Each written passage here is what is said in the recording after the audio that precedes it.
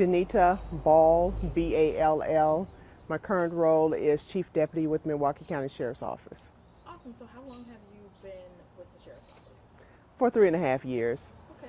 Can you tell me a little bit about what you do in your day-to-day role with the agency now? Yes, I'm responsible for the Patrol Services Bureau, the Detention Services Bureau, as well as the Investigative Services Bureau. I make sure that the day-to-day functions are being carried out, whether it has anything to do with the jail, the airport, the courts, the parks, the freeway, or our county roads. Awesome. So let's kind of get into some of the issues, I would say, that are top of mind for, I'm sure, all of the candidates and the community. Can you tell me a little bit about what your plan is should you take over the sheriff's role to kind of tackle crime? And when I say crime, I mean it's homicides, reckless driving, car thefts. I think those are the three that we're kind of seeing pretty prevalently lately. Can you talk a little bit about kind of what plans you have moving forward for those issues? Sure. As you know, crime is through the roof. We are having another record-breaking year, and what I plan to do is utilize our technology. We're going to leverage our technology because, as you know, we have very limited resources. Also, we're going to coordinate, communicate, and work with our municipalities to share data to make sure that we're identifying the problems where they are, and so we can focus our resources on those problems. We're going to also work very collaboratively with our federal, local, and state law enforcement agencies so that we can use all the resources that are available. And we're going to build strong community partnerships because, as you know, with crime being the way it is, it's all hands-on approach. So we have to take a holistic approach, and we all have to work together. Everyone has a piece of the puzzle. And we're going to, when I say we're going to leverage our technology, we're going to use our different technologies such as our automated license plate readers to help identify those cars, their license plate, the drivers, so that we can target them, and then we can take the proper law enforcement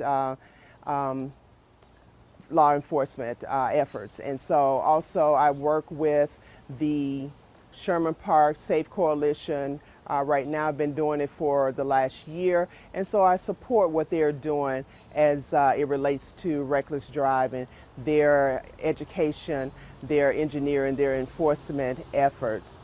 And so we're working with the other municipalities, as I stated before, to identify where those areas are, where we're needed the most. As you know, our primary responsibility is the airport, the courts, the jail, and the freeway. So we will work in tandem with what the resources that we have and we can bring to the table with their resources as well. How does funding and budgets kind of play into all this? Do you feel like there's already enough money on the table that's been allocated to the right places, or what would you do differently?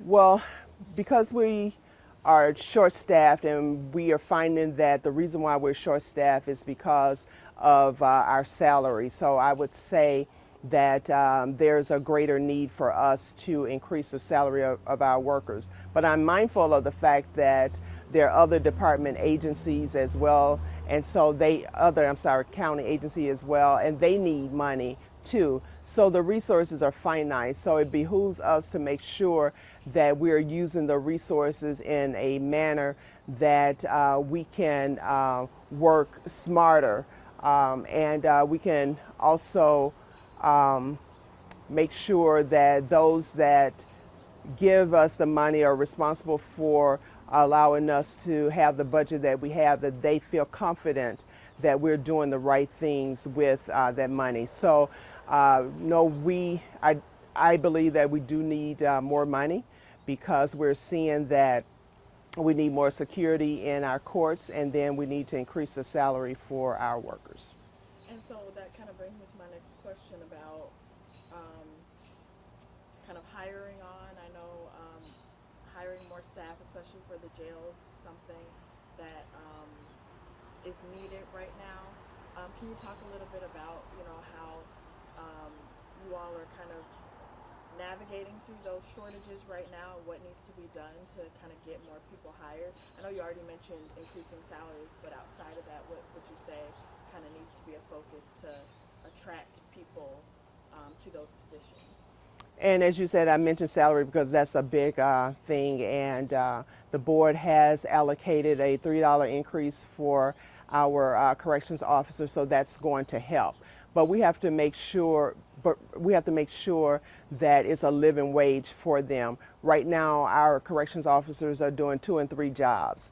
Our supervisors are doing the work of our correction officers, and so what it does is it has a indirect or direct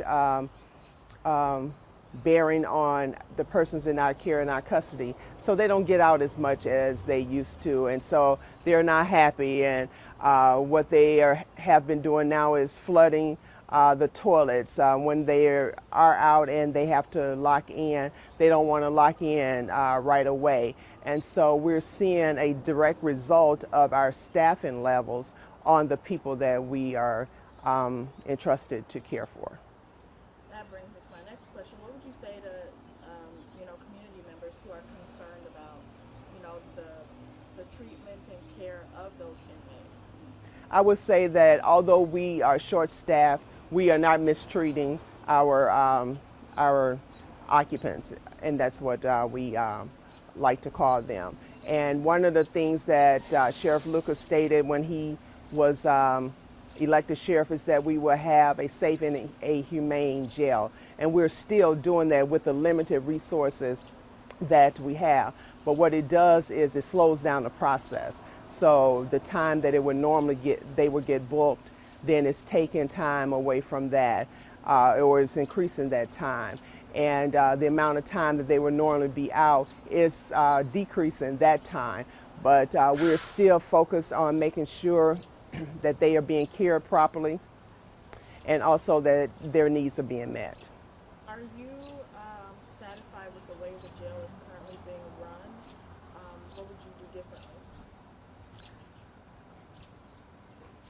Based upon the resources that we currently have, I think the jail is being run in a satisfactory manner. However, when we get more resources, we'll be able to look at how we are deploying our resources, and we can do it in a way in which we can maximize the security of those that are in our care.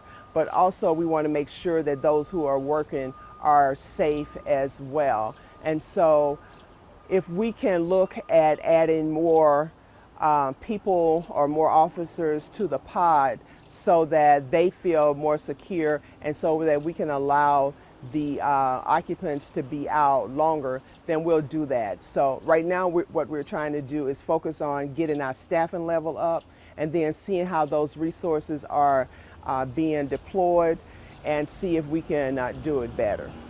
So I've been asking the other candidates this, so I'm going to ask you too. Just because it's an issue, I think, that is still top of mind to a lot of people when we talk about car thefts and reckless driving. The Kia boys are, something that I know that Milwaukee Police and Sheriff's Office have been working on kind of mitigating that situation. What do you think needs to be done to kind of put an end to the Kia boys being an issue in the city? First of all, their recklessness is affecting the quality of life of a lot of people within the various neighborhoods, whether it's the schools or residents, and they really need to be arrested.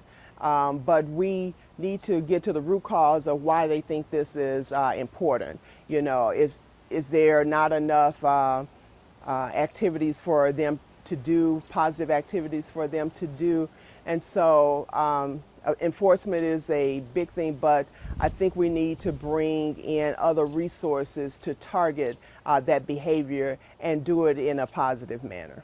You spoke a little bit about this already, but how important should you become sheriff will building community relationships be for you, and what plans do you have for kind of expanding upon that?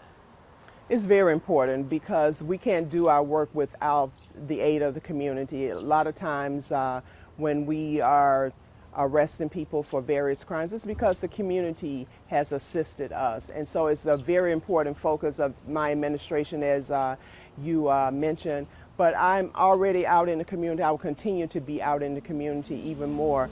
I plan to attend the meetings, the community meetings that our partners have, so that we can answer those questions. But I will continue to show up at the various community groups meetings to let them know that, hey, you have a partner in the sheriff's office. We will continue to work with our community engagement team so that they can continue their efforts that they're doing now. It's only 2 of them, but they are always out in the community doing something. So, and it's just a focus just to let them know, or the citizens know, that we are a partner in this. And so I will continue that.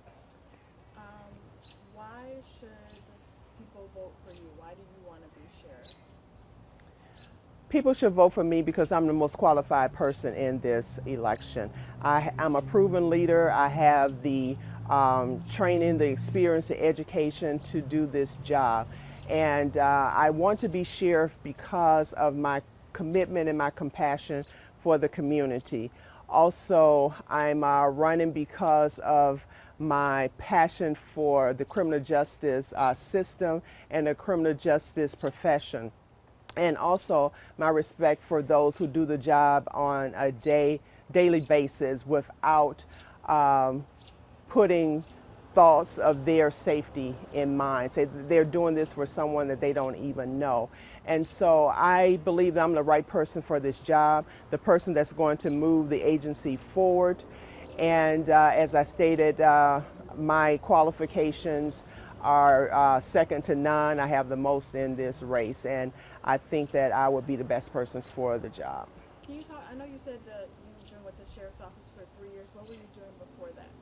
So before I joined Sheriff Lucas's administration, I was in charge of Bryan and Stratton's criminal justice program for its 3 local campuses, and prior to that, I enjoyed a distinguished career on the Milwaukee Police Department. I retired after 25 and a half years, and I rose to the rank of Deputy Inspector, which is now an Inspector. Anything else you want to add? Anything else you want people to know? Yes, I just want them to know that I am committed to do this job. As I stated before, I have the leadership experience. I'm currently the Chief Deputy on the police department. I commanded District Number 4, the Internal Affairs Division, Sensitive Crimes Division. I organized, implemented, and commanded the Neighborhood Task Force, which is a task force of over 200 officers. We went into high crime areas, we saturated those areas, and we reduced crime by double digits. And so I've attended several leadership schools, from the FBI National Academy to the Department of Homeland Security's leadership course. I've also attended the Southern Police Institute Chief Executive course, and so I have a lot of leadership skills. I have my bachelor's degree in criminal justice, my master's degree in criminal justice administration, and my PhD in educational leadership. So I have prepared for this job, and I can start right now, actually. Awesome. Okay, I think we're good. Thank you so much.